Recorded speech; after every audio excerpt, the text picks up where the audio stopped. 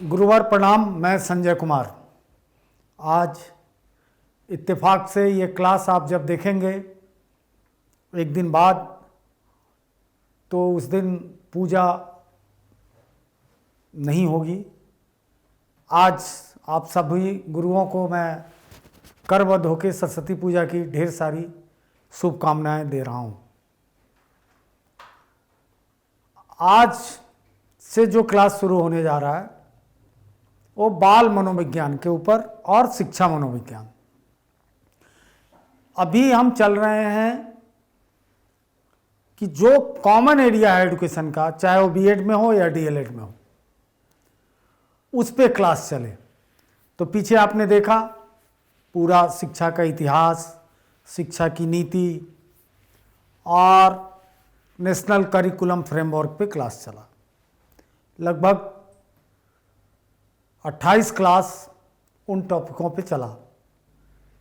और अब जो क्लास चल रहा है वो आज से मनोविज्ञान उसका केंद्र है, और उसमें दोनों मनोविज्ञान को ले रहे हैं। चूँकि हायर एजुकेशन में शिक्षा मनोविज्ञान थोड़ा अलग हो जाता है, यानी बीएड में और एमएड में भी। नीचे डीएलएड में वो बाल मनोविज्ञान के रूप में ही शिक्षा मनोविज्ञान को कवर कर लिया जाता है। तो दोनों को क्लब करके ये क्लास की शुरुआत मैं कर रहा हूँ।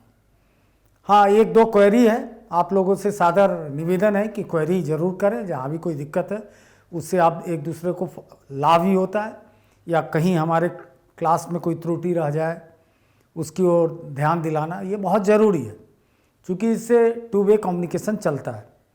क्वेरी है, एक शिक्षिका हैं, बहुत जागरूक शिक्षिका हैं, रश्मि दयाल जी। उनकी क्वेरी है कि सर अब बिहार में बोर्ड का एग्ज़ाम होगा, फिर कॉपी देखना, फिर रिजल्ट, मतलब तमाम उस प्रक्रिया में हम लोग लग जाएंगे, और मीनवाइल इसी बीच इसका एग्ज़ाम हो जाएगा। तो समान अध्ययन की तैयारी के लिए कोई रास्ता बताइए। तो मैं रश्मि जी पीछे भी बता चुका हूँ और आप सब गुरुओं को बता रहा हूँ कि कोई किताब पढ़ने की ज़रूरत नहीं है। क्लास 8वीं से लेकर 10वीं तक के सारे किताब को आप पढ़ डालिए, एक बार नहीं, 2 बार, 3 बार, 4 बार, जब भी टाइम मिले। कुछ भी नहीं छोड़ना है, ना विज्ञान छोड़ना है, ना हिस्ट्री, ज्योग्राफी, सिविक्स, तमाम जो कुछ भी है, गणित, सबको कर डालना है। और गणित में थोड़ा कम भी कीजिए, चलेगा, अंकगणित मोटा मोटी देख लीजिए तो काम आपका चल जाएगा।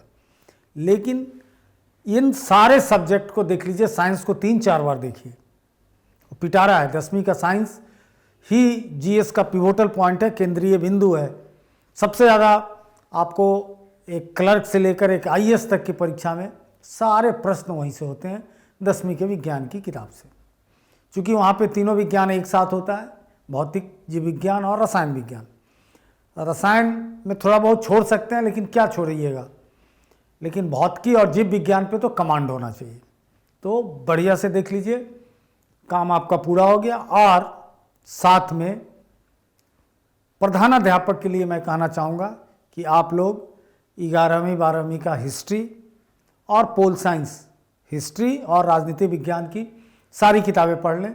साथ में एक किताब अर्थशास्त्र की, भारतीय अर्थशास्त्र, इंडियन इकोनॉमी की किताब पढ़ लें। उसके बाद भूगोल की 2 किताबें पढ़ लें, भौतिक भूगोल, पर्यावरण भूगोल, मतलब जिसको भौतिक और मानव भूगोल 2 किताबें होंगी उसको पढ़ें। यानी क्या पढ़ना है, तो हिस्ट्री की किताबें 11-12 की, 11-12 की राजनीति विज्ञान की किताबें, भूगोल की किताब, और इकोनॉमिक्स में समष्टि और व्यष्टि, मैक्रो और माइक्रो को छोड़कर एक तीसरा होता है इंडियन इकोनॉमी, उसको पढ़ लेंगे ठीक से तो आपका जीएस का मामला सॉल्व हो गया। उसके बाद हम नोट्स भी देंगे और क्लास में उसको डिकोड भी करेंगे, समझाएंगे भी। चूँकि आप लोग अभी तक देख रहे हैं कि मैं वही पढ़ा रहा हूँ जो आप सब ने पढ़ रखा है, नया कुछ भी मैं नहीं बता रहा हूँ, केवल उसके अप्रोच को बतला हूँ, उसमें गहराइयाँ लाया हूँ और डिटेल बताया हूँ, ताकि आप मन उबते उबते भी पढ़ लेंगे तो बहुत सारी इन्फॉर्मेशन आपके पास चली जाएगी। तो आज मैं बाल मनोविज्ञान और शिक्षा मनोविज्ञान का क्लब क्लास ले रहा हूँ। तो चूँकि टॉपिक बड़ा होता है, पढ़ते पढ़ते टाइम निकल जाता है, तैयारी करते करते बहुत चीज़ों का पीपीटी मैं नहीं बना पाता हूँ, ज़रूरी भी नहीं समझता हूँ। तो आज बात कर रहा हूँ गहन चीज़ पे, जिसकी आप लोगों की भी इच्छा थी कि इसका क्लास चले, और बहुत सारे टीचरों ने कहा भी कि बाल मनोविज्ञान पे क्लास चालू होना चाहिए।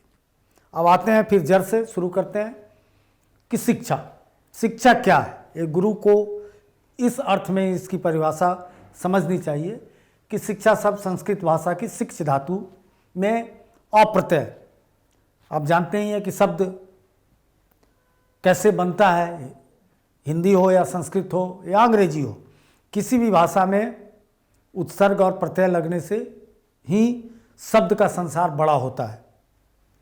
तो इसमें अप्रत्यय लग गया तो आके शिक्षा कर दिया, शिक्ष से शिक्षा कर दिया। शिक्ष का अर्थ होता है सीखना और सिखाना, यानी शिक्षा केवल सीखना नहीं है, सिखाना भी है। ये जो प्रक्रिया आप कर रहे हैं वही शिक्षा है। इसमें आप सीख भी रहे हैं और सिखा भी रहे हैं। अंग्रेजी में ये शब्द एजुकेशन शब्द से बना है।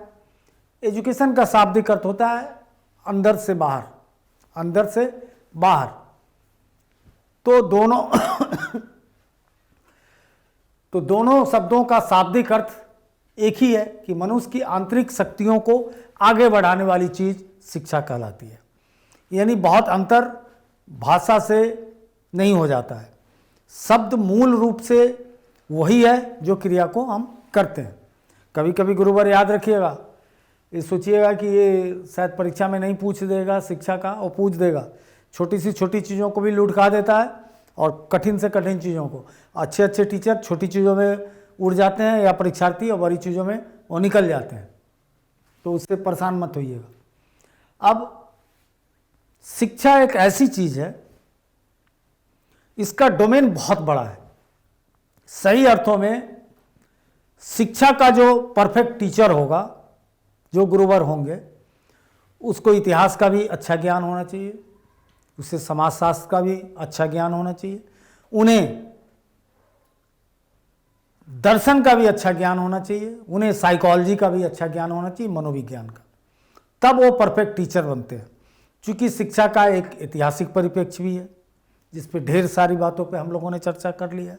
शिक्षा का एक अपना समाजशास्त्रीय मूल्य भी है कि शिक्षा और गहरा मूल्य है। समाजशास्त्रीय मूल्य बड़ा मूर्त है। दो शब्द सदैव याद रखिए, मनोविज्ञान पढ़ा रहा हूँ तो बार बार मैं बोलूँगा मूर्त और अमूर्त। तो मूर्त क्या है?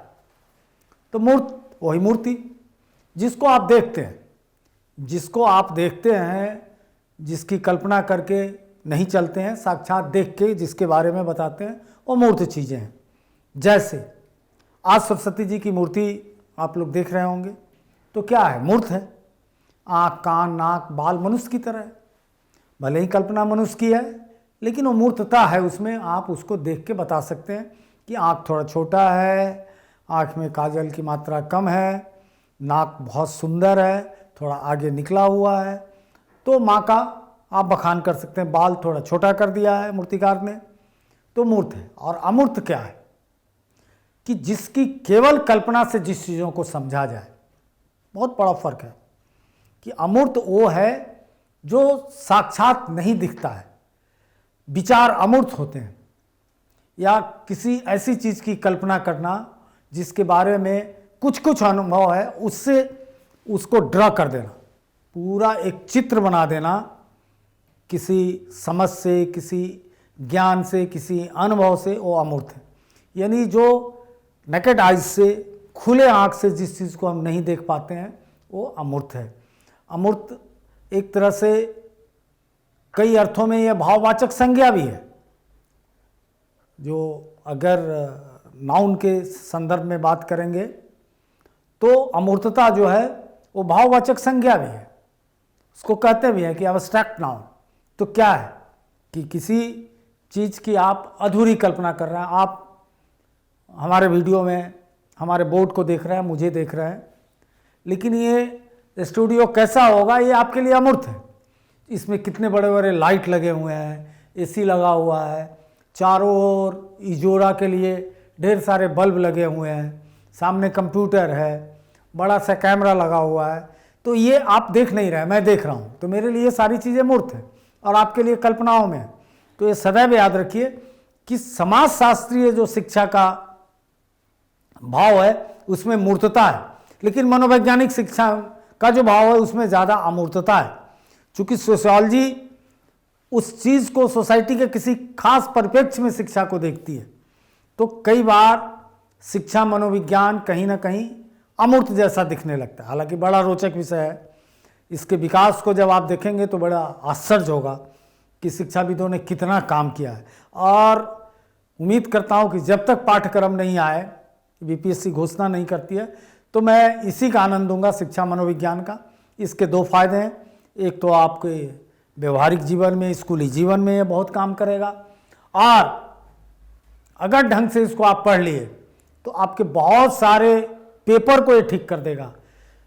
हार्डकोर जनरल स्टडीज़ को छोड़कर बहुत चीज़ों पर इसका प्रभाव पड़ेगा और बहुत जल्दी आप कर लेंगे। ये भी सीख जाएंगे कि कैसे हमको जनरल स्टडीज़ भी जल्दी ख़त्म करना है। फिर आज के क्लास यहीं समाप्त करते हैं, फिर आगे चलते हैं। यात्रा लंबी है, अभी बहुत लंबा चलेगा सफ़र, इसको आनंद लीजिए। जय हिंद, जय Bharat. Contact email straightforwardclasses@gmail.com. Phone number 90130111749. WhatsApp 8800740094.